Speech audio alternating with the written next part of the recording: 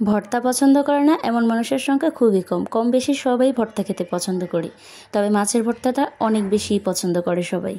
আসসালামু আলাইকুম। আজকে একটা সাধারণ ভর্তা রেসিপি করে দেখাচ্ছি, কিন্তু এই ভর্তাটা বানানোর পরে আপনি ভাববেন যে এটা অনেক অসাধারণ একটা ভর্তা। আজকে তেলাপিয়া মাছ আর একটা টমেটো দিয়ে এই দারুণ মজার ভর্তা রেসিপিটা করে দেখাবো। চলুন রান্নাতে চলে যাই। প্রথমে আমি এখানে 3 পিসের মতো তেলাপিয়া মাছ নিয়েছি আর 1 চামচ পরিমাণে লবণ আর লেবুর রস দিয়ে দিচ্ছি। এখন মাছগুলোকে ভালো করে কষলে নিব। লবণ আর লেবু দিয়ে কষলে মাছটা ধুয়ে নিলে মাছের আষ্টে গন্ধটা থাকে না। অনেকেই ভর্তাতে মাছের গন্ধটা পছন্দ করে না, কিন্তু এভাবে ধুয়ে নিতে পারেন, এতে করে মাছের থেকে আর গন্ধ আসবে না। কষলে নেওয়া হয়ে গেলে আমি ভালো করে ধুয়ে পরিষ্কার করে নিয়েছি। এখন এতে দিয়ে দিচ্ছি 1/2 চামচ পরিমাণে লবণ আর দিয়ে দিচ্ছি সামান্য হলুদ আর সামান্য পরিমাণ মরিচের গুঁড়ো। এখন এই মশলার সাথে মাছটা ভালো করে মিশিয়ে নিব। এরপর তেলের মধ্যে ভেজে নিচ্ছি। প্রথমের দিকে আমি লবণটা একটু কমে ব্যবহার করছি, কারণ ভর্তা বানানোর সময় প্রয়োজন হলে লবণ ব্যবহার করে নিতে পারবো। তেলটা ভালো করে গরম হয়ে গেলে এর মধ্যে মাছগুলো দিয়ে দিচ্ছি। মাছগুলো বেশি কড়া করে ভেজে নেবেন না, অল্প পরিমাণে ভেজে নেবেন, এতে করে ভর্তাটা খেতে ভালো লাগবে, অনেক বেশি মুচমুচে লাগবে না। একই তেলের মধ্যে আমি একটা টমেটো মাঝখান থেকে কেটে দিয়ে দিচ্ছি 4 কোয়া রসুন আর 1 মুঠ পরিমাণে পেঁয়াজ কুচে দিচ্ছি। এখন এগুলো ভালো করে ভেজে নিব।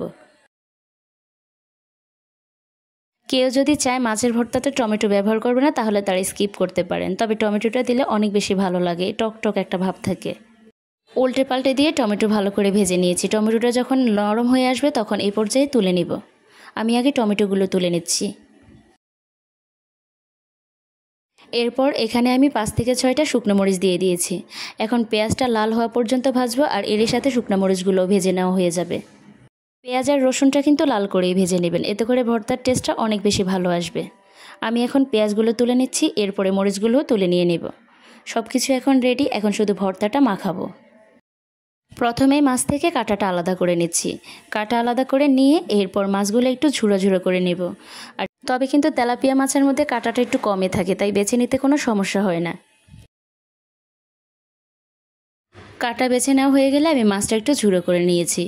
এরপর এখানে আমি যে টমেটোগুলো আগে থেকে ভেজে নিয়েছিলাম সেই টমেটোটা এখন নিয়ে নিব।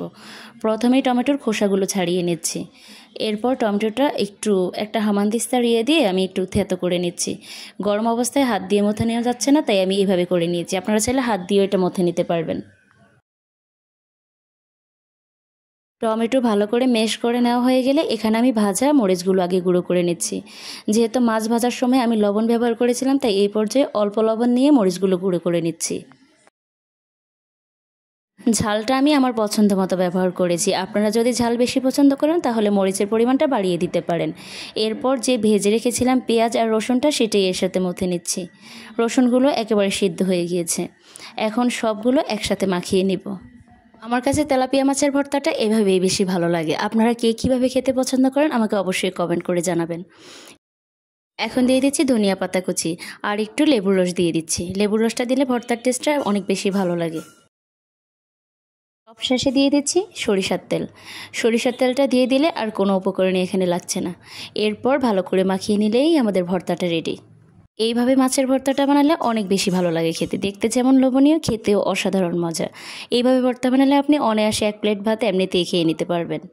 বাসায় অবশ্যই এভাবে একবার হলেও ট্রাই করবেন। আজকের রেসিপিটা যদি ভালো লেগে থাকে তাহলে অবশ্যই লাইক কমেন্ট শেয়ার করে দিবেন, আর প্লিজ আমার চ্যানেল সাবস্ক্রাইব করে সাথেই থাকবেন। যারা ফেসবুক থেকে দেখছেন অবশ্যই পেজে ফলো দিয়ে রাখবেন। আল্লাহ হাফেজ, আসসালামু আলাইকুম।